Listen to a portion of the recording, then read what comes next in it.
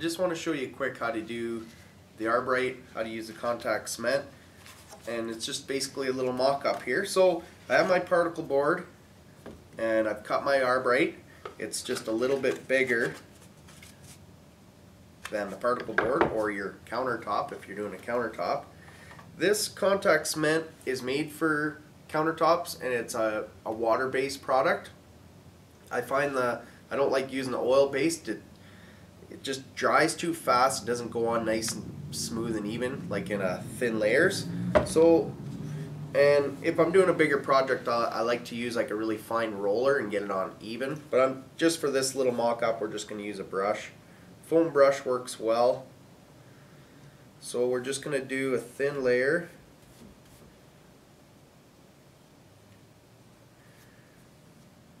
Yeah, this stuff's a lot more user-friendly than the oil-based, and it doesn't stink either. So that's just an even layer. No like ridges or crazy stuff going on.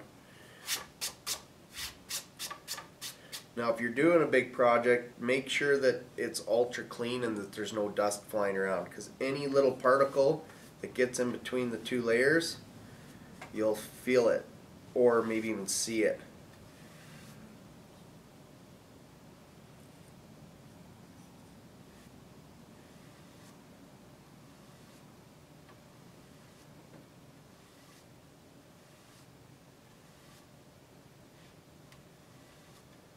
Okay, so that's one coat. I'm going to do 2 coats on both. So I'm going to let this dry, and I know it's dry when it goes like a transparent color. Right now it's kind of like a little bit of a bluey. So let that dry. We'll do a second coat. My second coat on both surfaces are dry now, and I know that because it goes to like a transparent gloss, and it's also dry to the touch.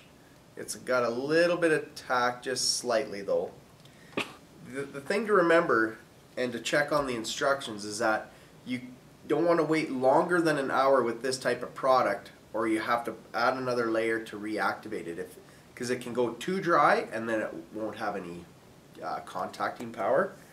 So the next step is, like for a little surface, I can just slap this on. I know that it's going to overhang on all 4 sides, but if you're doing a big one, just a quick reference is I like to use like sticks that are debris free. Like these are hardwood and they've already been varnished before, so I use these whenever I do a big counter.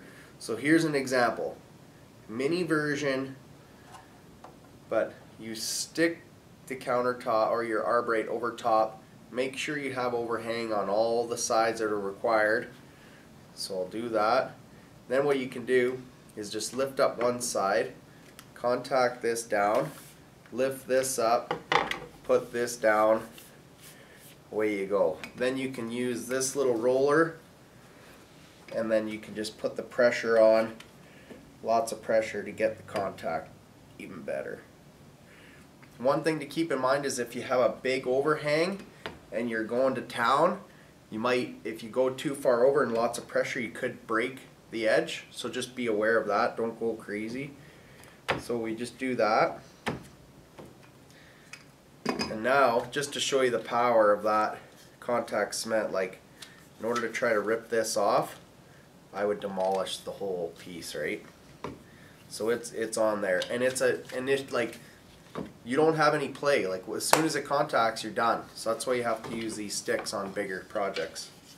And the next tool you'll need is a router or an Arborite trimmer. The Arborite trimmer is just a mini version of a router.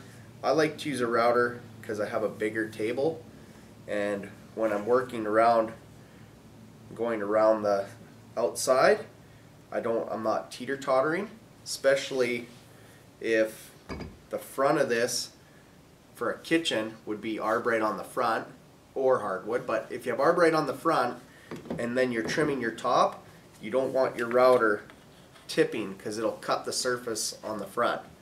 And what guides all this and keeps it is a bearing that's right here. So the bearing just rides on the particle board, and then the cutting portion of the bit cuts the Arborite.